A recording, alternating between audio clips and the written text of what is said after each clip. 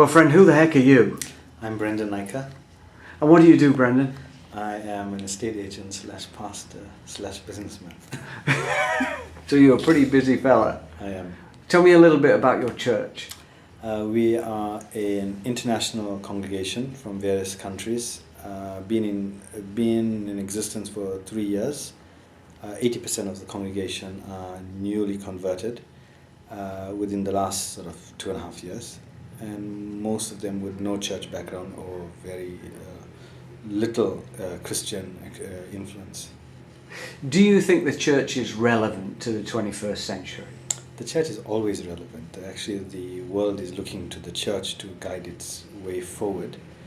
And I think it's the church which is not ready to receive the world and take it to the 21st century. That's an interesting thing to say. Unpack that a little bit more. Can you do that?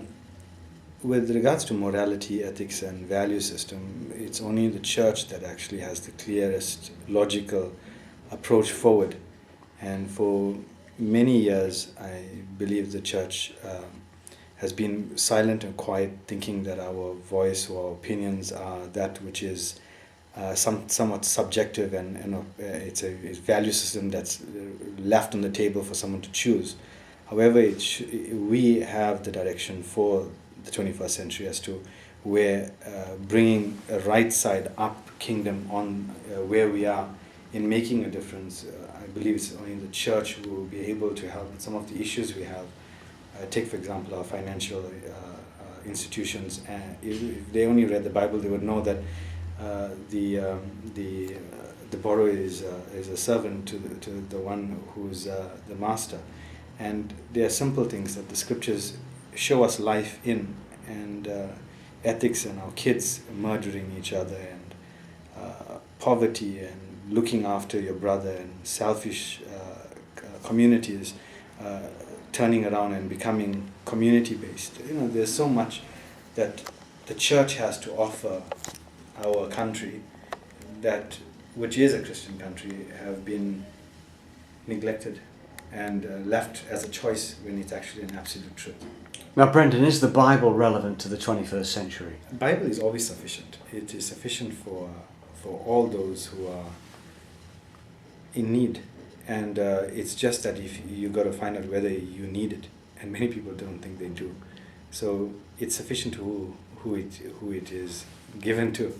It can be sufficient for me, and it may not be sufficient for someone else. But that's the sad reality of it. Until it becomes an absolute in their frame of mind, in their life, then only will they be able to know what is truth from subjectivity. And it is in need. Brendan, you're a preacher, so let me ask you this honest question. Is preaching dead? Preaching, as in lecturing and in speech making and in empty words, would bring no response, science manifesting and following. And if lives are not being transformed, then all we have is hot air soapbox politicians giving an opinionated statement.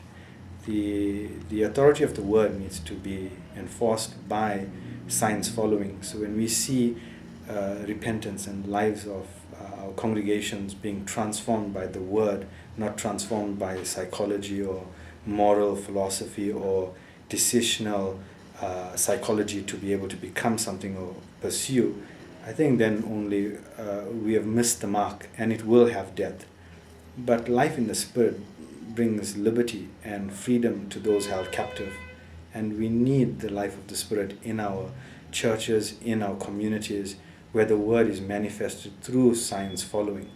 Science following life transformation. Have you seen this? Yeah, it's happening here. And I believe you as well, my friend. Listen, thank you so much for this short interview, Brendan. God bless you. Yes, thank you.